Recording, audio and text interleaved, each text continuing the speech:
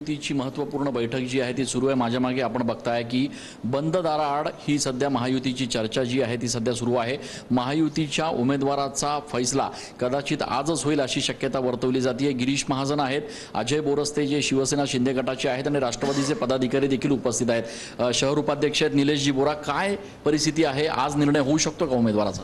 त्याच्यावरती चर्चा चालू आहे। भाऊ त्यांच्या सगळ्या संदर्भात बोलत आहेत आणि उद्यापर्यंत निर्णय होईल असं भाऊंचं म्हणणं आहे।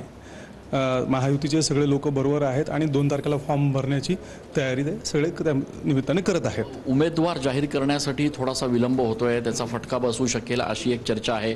आज बैठकीत नेमकं काय वातावरण बघायला मिळतंय? विलंब होतोय यात काही शंका नाही आहे, पण फटका वगैरे काही बसणार नाही। ज्या मिनिटाला तो निर्णय होईल त्या मिनिटाला त्यापासून अतिशय फास्ट पद्धतीने सगळं रन होईल। राष्ट्रवादीचे सगळे पदाधिकारी उपस्थित आहेत, शिंदे गटाचे पदाधिकारी उपस्थित आहेत। एक ताकद पुन्हा एकदा दिसून येईल मैदानात 100%, 1001% जास्त, सगळ्यात जास्त मागच्यापेक्षा जास्त मतधिक्याने यावेळेस नाशिकचं सीट ज्याला कोणालाही मिळेल त्याचं ते निवडून येईल। निवडणुकीच्या एकूणच अगदी शेवटच्या टप्प्यावर सध्या आपण आहोत, कधी उमेदवार घोषित होईल असं वाटतंय?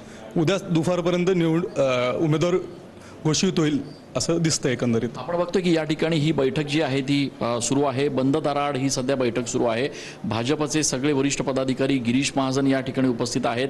शिवसेनेचे सगळे पदाधिकारी, जिल्हाध्यक्ष अजय बोरस्ते, त्यासोबतच राष्ट्रवादी काँग्रेसचे सगळे पदाधिकारी या बैठकीला उपस्थित आहेत। गेल्या काही दिवसांपासून जो विलंब एकूण उमेदवार घोषित करण्याला होतोय त्या पार्श्वभूमीवर आता आजची ही बैठक जी आहे त्या बैठकीकडे संपूर्ण राज्याचं लक्ष लागलेलं आहे।